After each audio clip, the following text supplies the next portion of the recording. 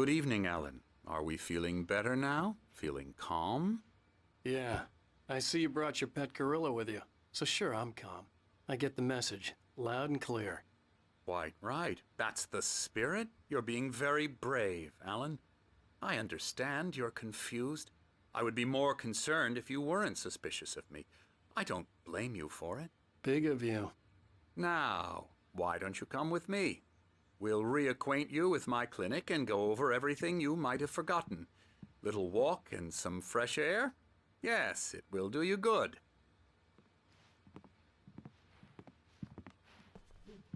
As for patients, most of them aren't here right now. Jack took them out for a fishing trip, except for the ones who are particularly vulnerable, of course. I encourage creativity as a part of the recovery process here at Cauldron Lake Lodge. I specialize in treating artists. I bet you do. Splendid, Alan. I honestly believe we can get this thing under control if we work together. This way, Alan.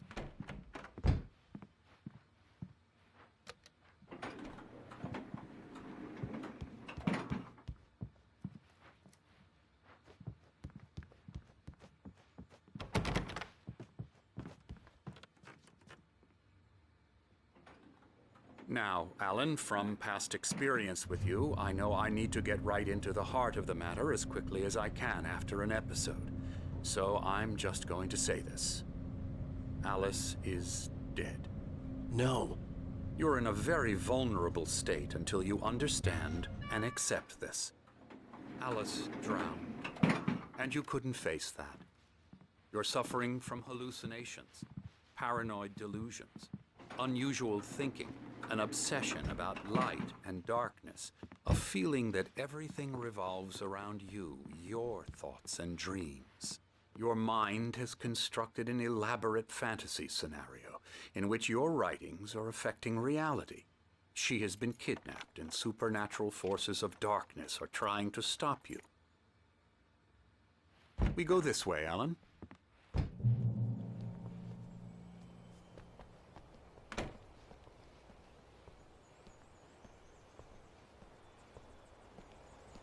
It's all in your head. You've been making it up. Apart from the tragic accident with your wife, no one has been killed. Your delusions are just a manifestation of your subconscious mind trying to protect you from the too painful truth. Unless we fight the fantasy, it will return. I know the instinct is to resist me, but think about it. Doesn't this make far more sense than the insane supernatural conspiracy you have concocted in your mind? You're a skeptic by nature, Alan. We both know this. Everything can be explained logically.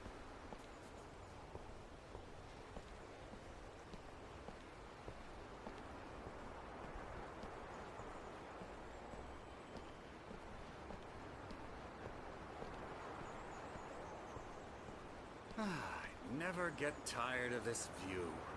Very inspiring, isn't it?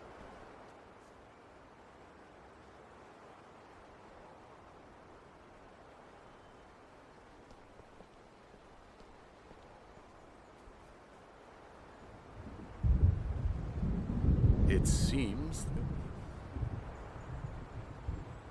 recall there being a mention of that in the weather forecast. Well, no matter.